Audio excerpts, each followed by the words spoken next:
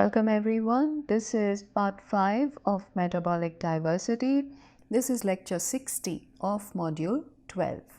So in this lecture, we're going to complete the last part of metabolic diversity in terms of the metabolic pathways that bacteria can utilize for again utilizing different types of substrates under different environmental conditions. So the last pathway that we're going to focus on is fermentation. After that, I'll come to some practical applications of microbiology. So how are microbes used in the lab or even in the field to achieve certain purposes? And we'll start with analytical methods. So the two analytical methods that most of us are familiar with are biochemical oxygen demand, BOD test. This is used for determining the biodegradation potential of organics in any wastewater. And then we will look at the biodegradation potential of organic material that is present in municipal solid waste. And that's a topic that my research group has been working on. So we are doing quite a lot of work in that area. So I can spend some time talking about that. Now, in a previous lecture, I have mentioned that anaerobic digestion or fermentation, which is very common in wastewater treatment. Remember that the sludge from activated sludge processes is taken to an anaerobic digester. And there are many different types of anaerobic digesters, but the first thing that you see over here in this slide is that the complex polymers that are part of the biomass of this sludge, which is contained in this sludge, has to be broken down into monomers before the cells can even begin to absorb these nutrients and utilize them for energy and growth. So we have these complex polymers like cellulose, polysaccharides, proteins, and so on. So then these bacteria are extruding or excreting cellulitic as well as hydrolytic enzymes, and these are also called bacteria for the same reason, and they are breaking down these polymers into their monomeric units by hydrolysis reactions. So these monomeric units are going to be sugars, amino acids, nucleotides, and so on, the fatty acids, all of that. They will then be fermented by various groups of fermentative bacteria. So we have fermentative bacteria that will utilize these monomeric forms and convert them to three key intermediates. So we have hydrogen plus CO2, we have acetate, and we have acetate is C2, propionate is C3, butyrate is C4, and higher numbers of organic acids. So these are what we also call volatile fatty acids, and these are cetogenic bacteria. So these there are acetogenic bacteria that will convert H2 and CO2 to acetate. This acetate will be taken up by methanogenic bacteria and converted to methane. The organic acids will be taken up by hydrogen producing fatty acid oxidizing bacteria. They will again form these two intermediates of hydrogen, carbon dioxide, and acetate, which will again be taken up by methanogenic bacteria and converted to methane. So we have two major processes. We have methanogenesis and acetogenesis.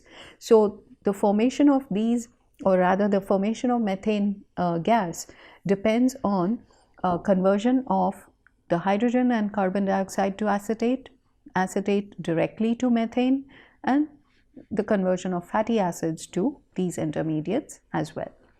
So you can see that the starting point, the key to this process is hydrogen gas, and this hydrogen gas is going to be key to the success of the anaerobic digestion process, because as it is being produced, it has to be utilized, and I will come back to this in the processes of methanogenesis and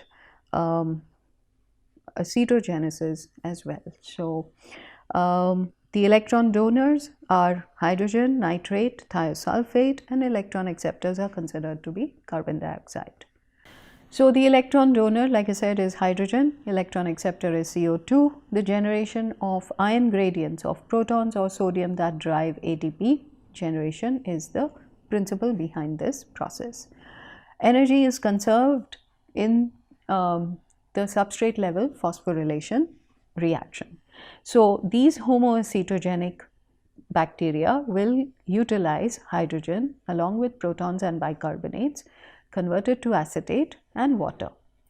Fermentation is the conversion of larger organic compounds like glucose to acetate and from bicarbonates to acetate. You can have fermentative bacteria and you can have autotrophic bacteria. So if you have autotrophic bacteria, then you get disproportionment and you have pyruvate being converted to acetate and CO2. What happens in methanogenesis? Methanogenesis is the production of methane by anaerobic archaeobacteria, which are also methanogens. So you can see some methanogenic bacteria in this particular photo. The cells are about 1.7 microns and they are fluorescing under blue light, and yes, so they are visible only with fluorescence. So we have different pathways for methane generation. If you have a C1 compound, CO2 is converted to methane. This depends on the availability of hydrogen as an electron donor. You can have other electron donors like formate, carbon monoxide, organic compounds like alcohols and others. Let me see.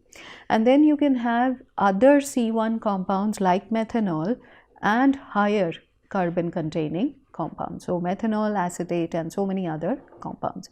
If hydrogen is not present, energy can be obtained using sodium. And instead of proton motive force, you have sodium motive force. And this can drive methyl group oxidation. So PMF can drive ATP synthesis. In the absence of oxygen and other inorganic electron acceptors, that's what we call fermentation. It's an internally balanced process where carbon from the compound is partially oxidized and partially reduced. You can also have substrate level phosphorylation, which I'm abbreviating as SLP. It's a more direct method of synthesizing ATP rather than using proton motive force. Remember, we have gone through the three biochemical pathways. If you have oxidative phosphorylation, then you can utilize PMF or proton motive force to generate ATP. If you don't have that, then you have a fermentation set of reactions where oxidative phosphorylation does not happen, proton motive force is not generated, and you have just substrate level phosphorylation. So you have high energy intermediates that are used in SLP. You have 2 ATPs per glucose molecule that are generated during the glycolysis of glucose to ethanol or lactate.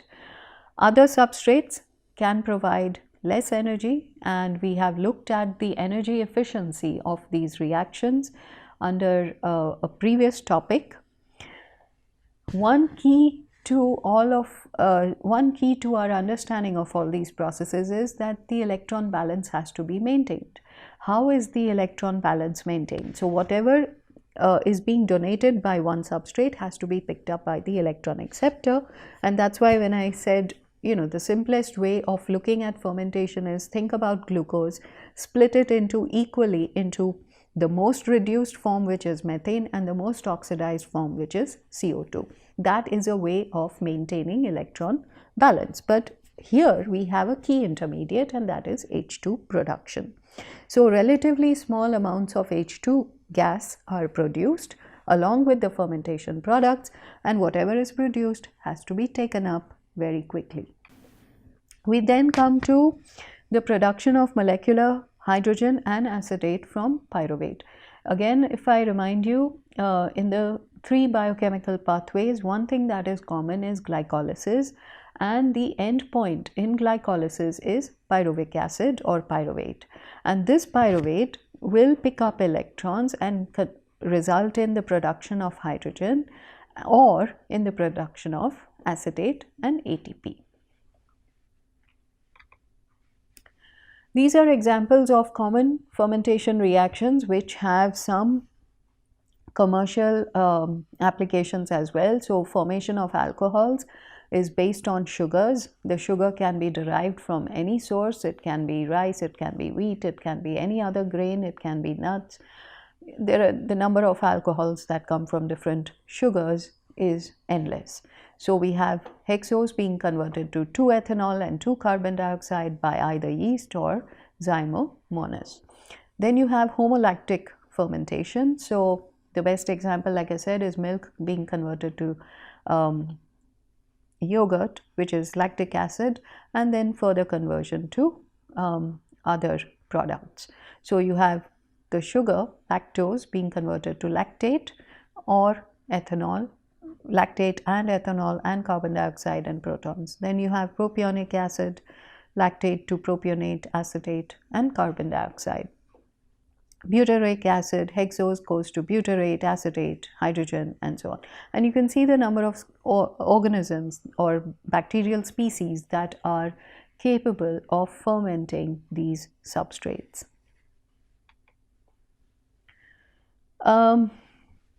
We then go to the syntrophy. What is syntrophy? Syntrophy is the degradation of a substance and energy conservation by two different organisms or two different species, which by themselves are not capable of doing it. And in the fermentation process, this is also called interspecies hydrogen transfer. So I've already mentioned to you that you have acetogens, which are generating hydrogen and acetate, and you have methanogens. So these two groups of bacteria have to transfer hydrogen from one point to another, and this is the syntrophy between them.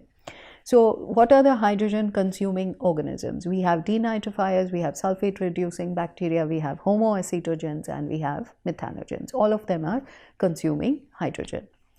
Examples are ethanol fermentation to acetate and then methane, butyrate fermentation to acetate and hydrogen and then methane. In the first case, in the case of butyrate fermentation, let me see. Yeah. So if we take ethanol fermentation to acetate. So here we have ethanol being converted to hydrogen and acetate. The delta G for this particular reaction is positive. So by itself, it's not going to give any energy to the bacteria. So the bacteria will not be able to utilize it. However, when it is coupled, so when you have an ethanol oxidizing bacterial species in syntrophic relation with a methanogen, what will happen? The methanogenic reaction, H2 plus CO2 going to methane, is favorable. So when these two reactions are combined by these two bacterial species which have a syntrophic relation, then the net delta G for this reaction is negative and therefore possible, which is not the case otherwise. In both cases, the first reaction is endergonic and H2 is produced. H2 that is produced has to be consumed in the second reaction. Otherwise, you have a problem because the first reaction will not proceed. So if I were to say it in another way, this hydrogen has to be consumed as fast as it is formed for this to be complete. So here is an example of one of these bacteria. So we have Syntrophomonas wolfei, and it has been tested in a syntrophic culture as well as in a pure culture. This particular species is capable of converting crotonate to acetate or to butyrate using proton motive force. Okay, but if it is in a syntrophic culture, it will convert butyrate to acetate, and in the process produce hydrogen, and this hydrogen will be taken up by methanogens, and therefore you have a complete conversion to acetate. In the other case, you don't get complete conversion, you still have butyrate. So from this point onwards, we are going to look at some of the applications of microbiology which have special importance in both civil and environmental engineering and science and so forth. Because of lack of time, I'm going to focus only on 2 analytical methods. 4 of them are mentioned over here, but we will be looking at 2 of the major analytical methods that are noted over here, the first 2. So by now you know that in the environment, aerobic heterotrophic bacteria are the most common group of bacteria. And from an environmental perspective, we want to be in a position to measure the extent and rate of biodegradation of different types of samples. Now, the organic matter for heterotrophic bacteria can be present in water, it can be present in soil, or it can be present in solid waste material. So, the 4 methods that I have mentioned over here, the first one is biochemical oxygen demand, or some people call it biological oxygen demand, BOD. This is associated with organic material that is present in any type of wastewater. So if you're dealing with municipal wastewater or with industrial wastewater and you want to know how much of the organic material in that wastewater is biodegradable, then that is measured using the BOD test. So we're going to go through some details about the BOD test. Then we come to the degradation potential, or you can also call it the biodegradable fraction of the organic fractions of municipal solid waste. Now this seems like a mouthful. Let me explain. So municipal solid waste is a mixture of different types of materials. It's got recyclable materials like paper, plastic, glass, metals, and so on. And it also has food waste, garden waste, street sweepings. So you have soil, you have dirt, all kinds of materials are present in municipal solid waste. We are interested in knowing how much of that mixed solid waste has organic material. So we know that food waste is organic in nature. We know that grass and twigs and branches and leaves, all this leaf litter, or you might say vegetation, all of that is organic. You also have paper and plastic, which are also organic in nature, but we know that they're very different in their biodegradability compared to, let's say, food waste. So we have a large number of organic fractions in municipal solid waste. And from a management perspective, if I want to design treatment processes, I need to know what the biodegradation potential of each fraction of municipal solid waste is. And we can do this under aerobic conditions as well as under anaerobic conditions. So when we measure the biodegradation potential of organic fractions of municipal solid waste, we can do them under, like I said, aerobic or anaerobic conditions, and I will go through some of the work that my research group has been involved with, and they have been measuring aerobic biodegradation potential of different organic fractions. The same thing can also be done for natural organic matter. This natural organic matter is a problematic group of contaminants that is present in water supplies. So whether you're drinking water or any other basically municipal water supplies are the ones that are most affected by the presence of natural organic matter. It creates many problems in the treatment as well as distribution, especially of drinking water. So in the past we've measured the biodegradation potential of natural organic matter under aerobic conditions, and that has, like I said, several applications in terms of water supply systems.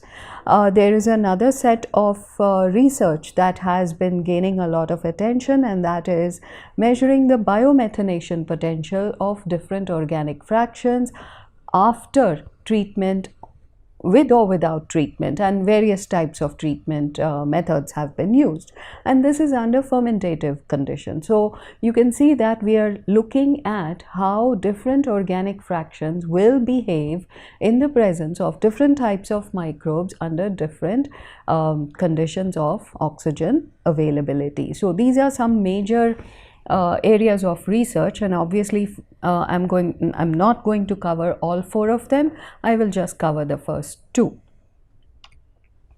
So let's start with the biochemical oxygen demand test, or BOD test. Now this is a standard test that is used to determine the biodegradation potential of any wastewater. So this has been in existence for probably 100 years or so, and the standard test conditions are for 5 days. The temperature is standardized to 20 degrees centigrade. I think it started in the UK, and it has been more or less unchanged since then. We have made changes in India, and I'll talk about that at the end of this. So this standardized test has several parts to it. Now, you know that wastewater, whether it's municipal wastewater or sewage or any industrial wastewater, will have varying degrees of biodegradable material. If you think about municipal wastewater, we often take a ratio of 2, it may be 3 or even 4, and industrial wastewaters can be completely non-biodegradable or completely degradable.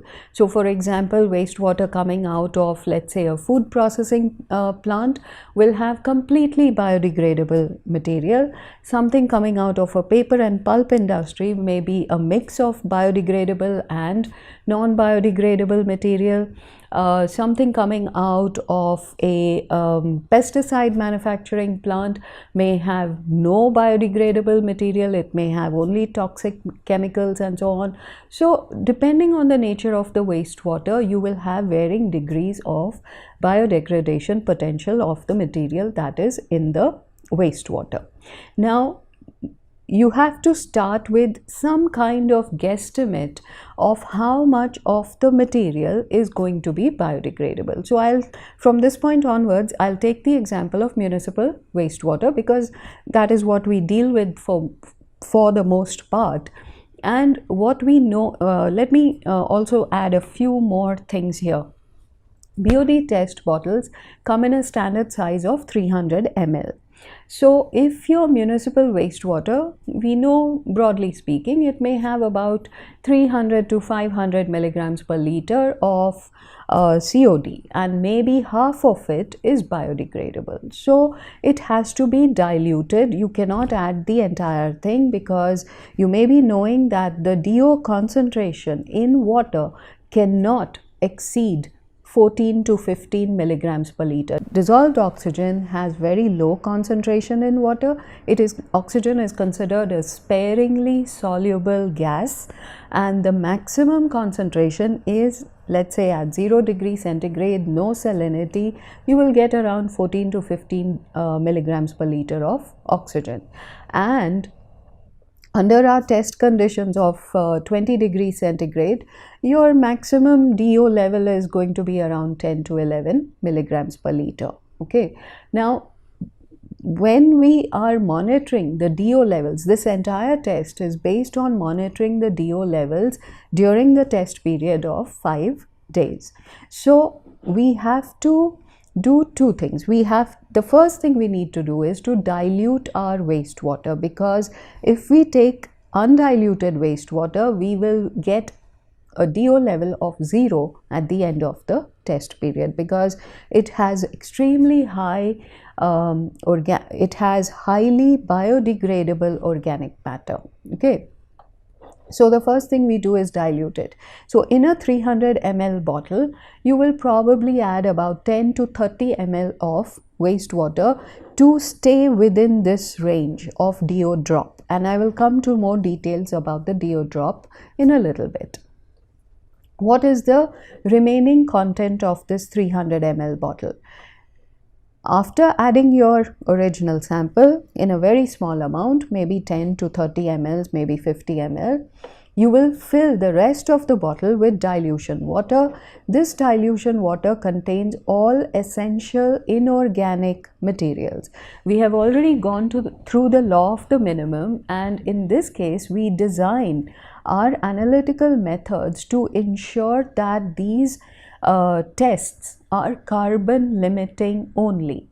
All the other inorganic nutrients, nitrogen, phosphorus, sulfur, iron, calcium, magnesium, manganese, you name it, any of the nutrients have to be in surplus amount, and it should be limited by carbon only to ensure that none of these micronutrients will limit bacterial growth. So you are in a sense optimizing the growth of the bacteria and ensuring that only one nutrient, in this case the carbon containing substrate, is going to be the limiting nutrient. So that is the first thing. The second thing is, if you're dealing with industrial wastewater, let's say, like I said, a pesticide. So let's say we have wastewater from a pesticide manufacturing plant. Now this toxic material is not going to contain any microbes to begin with. So you may have to add microbial seed to ensure that there is at least a good initial bacterial population. On the other hand, in municipal sewage, we don't need to add microbial seed because sewage has millions to billions of cells per ml. So no need for adding other seed. There is a sufficient native population, sufficient amount of native bacteria that will be capable of degrading the organics in the wastewater. So like I said, this is the first part of the test. So one more thing to note is that the BOD bottle is basically it's manufactured in a particular way, and the main difference between other bottles and a BOD bottle is at the top end of the bottle. So it's a cylindrical glass borosilicate bottle, and the top part of the bottle has an inverted frustum of a cone. So it's got an inverted top, and the stopper is also made of glass, but it's frosted glass. And when you fill the bottle is filled to the brim. This glass stopper is literally dropped into the bottle to create what is called a water seal. Now this water seal will prevent any re-aeration during the incubation period. In fact, there is one more point that I need to mention, that once the dilution water is added, it's also aerated. So the aeration is done prior to filling the bottle to ensure that this dilution water is completely saturated with dissolved oxygen. So when it is added and the water seal is created, no further re-aeration is allowed during the incubation period of 5 days. Now these bottles are then incubated in the dark. So we normally put them in an incubator shaker. They are kept at these bottles are kept in shaking systems within the incubator, and there's no light inside the incubator, and this is also a very essential part of the test. Light has to be kept out, and this is to prevent algal growth in the bottles, because if you're taking, let's say, a natural river water sample, it will contain algal cells. Now these algal cells will grow if light is present, and if they grow, they will contribute to the oxygen levels in water. So we don't want to allow that to happen, because that will create interference in the results of the test. So that is why incubation is always done in the dark to keep the algal growth out of the system. Then we come to the end of the 5-day test. At the beginning of the test, we take the DO concentration in the mixed bottle. So you sacrifice the first bottle, determine the DO in the mixed contents of the bottle. At the end of 5 days, you measure the DO concentration again. So you have a measure of the initial DO and the final DO. Now DO these days can be measured in many different ways. There are titrimetric methods, there are electrode sensor based methods, and we also have spectrophotometric methods. So there are several methods that can be used for measuring DO concentration. Now this delta drop from the initial DO to the DO after 5 days has to be measured, and if you suspect that your dilution water has some amount of organics in it, significant enough to contribute to the DO drop, then you need to run what is called a sample blank, and the delta DO or the DO drop in the sample blank has to be subtracted from the DO drop in the sample. So these are the test conditions. Then we come to the next point, and that is how to determine whether the results of this test are useful or not. So there are two thumb rules that are used over here. One is that the delta drop within the 5-day period should exceed or be equal to 2 milligrams per liter. So the minimum DO drop or change in DO concentration should be greater than 2 milligrams per liter. The minimum delta DO should be greater than 2 milligrams per liter. The maximum DO by definition will be DO saturation. So these are the two conditions that will determine whether the results of the test can be useful or not. Now in India, we have two issues. The temperature in the ambient environment is much higher than what you have in comparison to a country like the UK. So the temperature that the CPCB has chosen is 27 degrees centigrade, and because reaction kinetics are much higher at a higher temperature, so the 3-day, we are using 3 days rather than 5 days to get a result. And these 5-day results correspond to about 60 to 70% of the entire biodegradable fraction of the wastewater content. So the 3-day at 27 degrees centigrade is expected to give similar results. So here we have the results of a hypothetical BOD test. Now in a BOD test, we normally take only initial DO concentration and final DO concentration, and you can once you know what your DO saturation is, you determine the concentration in the sample and you will get your DO consumed by subtracting it. Okay, so DO 0 minus DO at time t. Like I said, that's a simple 2-point test.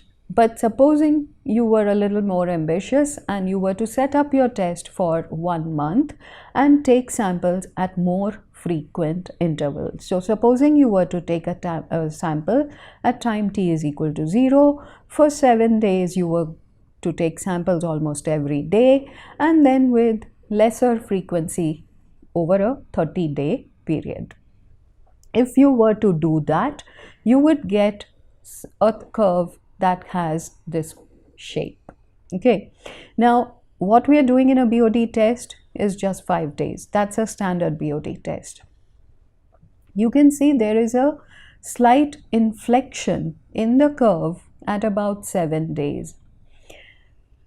I'm not teaching you all of these, but you can always refer to any textbook about water pollution. But there are two parts to the BOD test, which is not captured in the 5-day BOD test. Now, in the 5-day BOD test, what happens is that you have a very high concentration of organic matter, but you also have a significant concentration of nitrogen.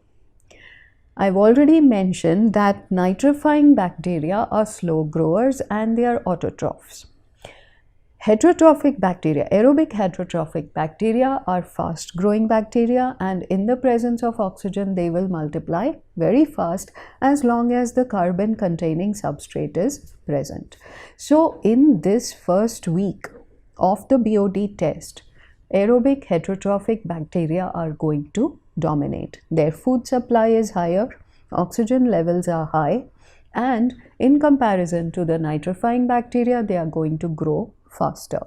So when they grow faster, their population will dominate, and that is what we are calling phase 1 of the BOD test. Okay, so this is what we call the carbonaceous biological oxygen demand or biochemical oxygen demand, CBOD.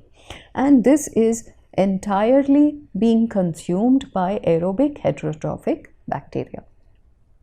Then we come to the second part of this curve, where there is an inflection. This second phase is when your carbon containing substrate is beginning to dwindle, oxygen levels are still reasonably high, enough to keep this group of bacteria happy, aerobic autotrophic nitrifying bacteria will still continue to grow under these conditions, because now they are no longer outcompeted by the heterotrophic bacteria. So these slow growers will start making their impact felt in the second phase, which is not captured in the standard BOD test. So this inflection reflects what we call nitrogenous biological or biochemical oxygen demand, NBOD. So if you remember what I said, ammonia going to ammonia plus oxygen is being converted to nitrite and nitrate. So this second phase is exactly that reaction where ammonia is being converted to nitrite and nitrate, and oxygen is consumed in that process. So this is the BOD test if it were to be carried out over a long period of time. And this orange line, which is an extension of the first part of this curve, is telling you what the ultimate carbonaceous BOD is. So this is the ultimate carbonaceous BOD, and the remaining part is the nitrogenous BOD. Let us now come to the second part. So now we can take a look at another test. So using the same principle as the BOD test, we have now come up with an aerobic biodegradation test to determine, or rather let me put it another way, using the same principles that are part of the BOD test, we've taken the same ideas and transferred them to measuring the biodegradable fractions or the biodegradable potential for different organic fractions of municipal solid waste under aerobic conditions. So here again, aerobic heterotrophic bacteria are being utilized, even though our results tell us a slightly different story, but I'll come to that later. So the question that we're trying to answer in these tests is, how can we measure the extent and rate of biodegradation of the organic fractions of municipal solid waste? Now, what I did not mention in the previous talk about BOD test, with the kind of data that I showed you over there, you can come up with the reaction rate constants, which are very important when you're designing treatment processes, because the design is based on our understanding of the reaction kinetics. So the same thing is done over here. So you can do it in column studies or you can do it in batch studies. It's much simpler to do it in the batch studies because you have more control over all the parameters, and it's much easier to measure the various parameters that you need to. So like I said, it's a modification of the BOD test, and we're doing two things. We are measuring the biodegradable fraction, and we're measuring the rate at which biodegradation is happening. The test simulates natural conditions just like the BOD test, with one major difference, and that is we are ensuring that the system is carbon limited only, that the microbes are growing under carbon limiting conditions, and all other inorganic nutrients are there in excess of the microbial requirement. So then we come to the organic fractions of the municipal solid waste that we've already tested. So we've done newspaper, magazine paper, different types of paper. And remember that newspaper has very high lignin content. It is more or less pulp that has, it's basically the process of creating newspaper is called mechanical pulping. There is very little chemical addition, bare minimum of chemical addition in comparison to magazine paper and A4 paper, which have high degree of chemical processing along with mechanical pulping. So the weight gram per gram for newspaper versus magazine and A4 paper, you will find that there are very different quantities of organic matter in each of these paper fractions. So those were measured, and so was leaf litter. We've also done studies with floral waste, fruit peel waste, and we've also repeated studies with newspaper leaf litter and chana dal. Chana dal is a leguminous grain, a legume or a pulse that comes from plants. So these are some of the results that we've seen, and I won't go into any of the details because of lack of time, but you can refer to the papers which are referenced at the end of this slide, at the end of this PPT. So I'll just point out some of the major results.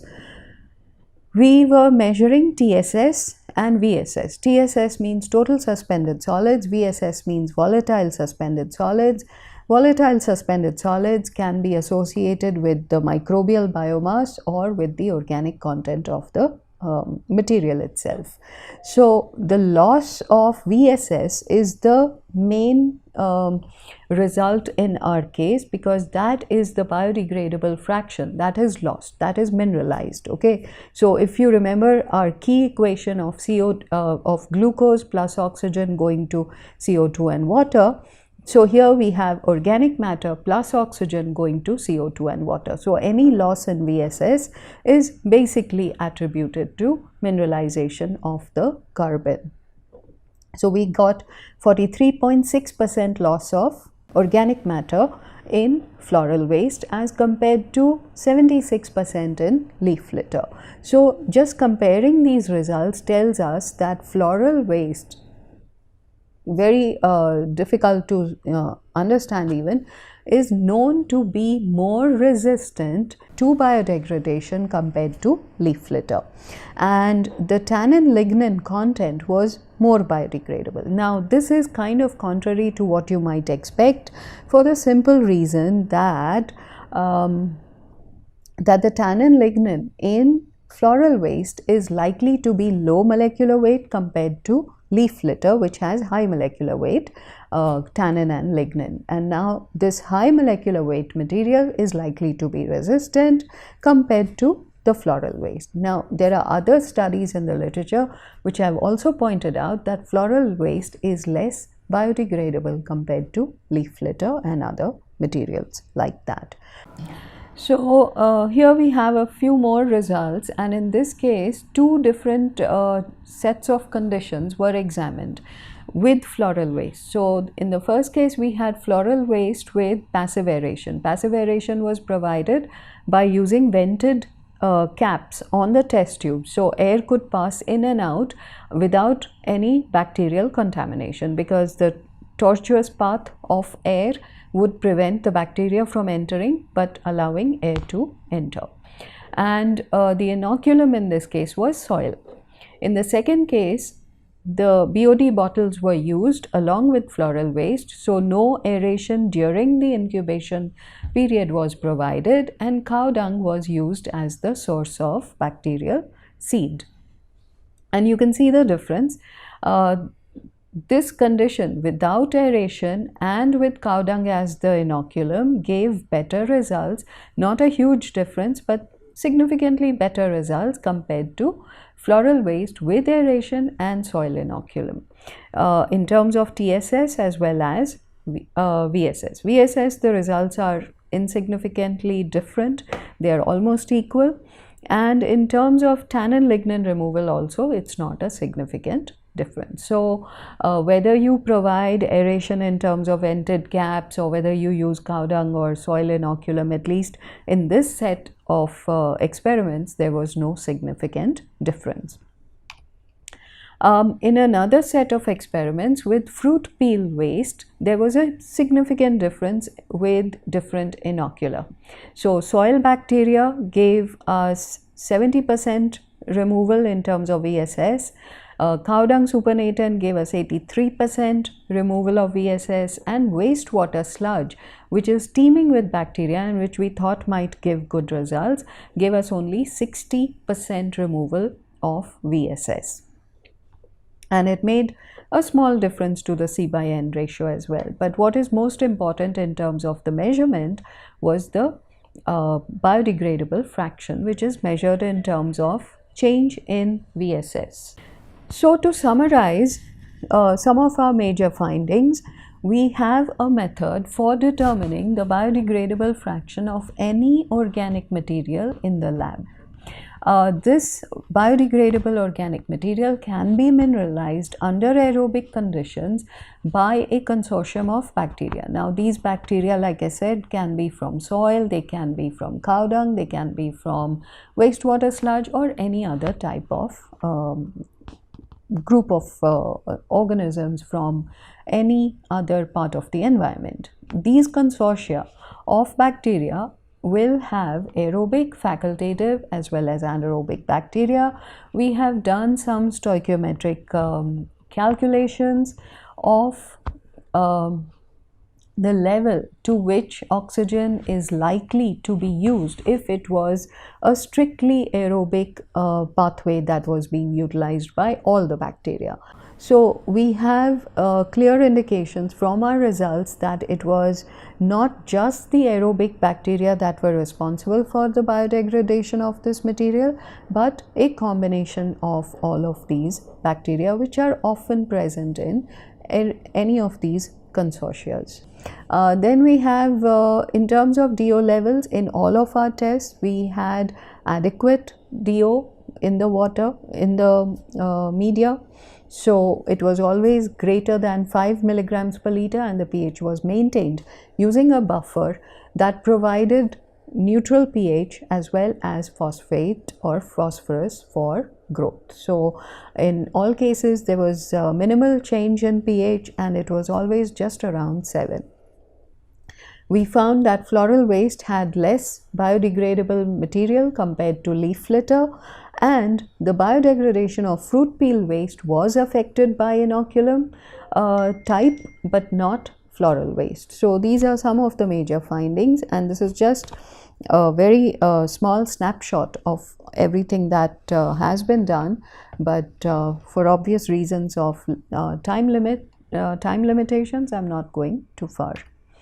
And these are some of the references. Any of you who are anyone who's interested in this material can refer to the papers that are listed over here along with the textbooks. Thank you.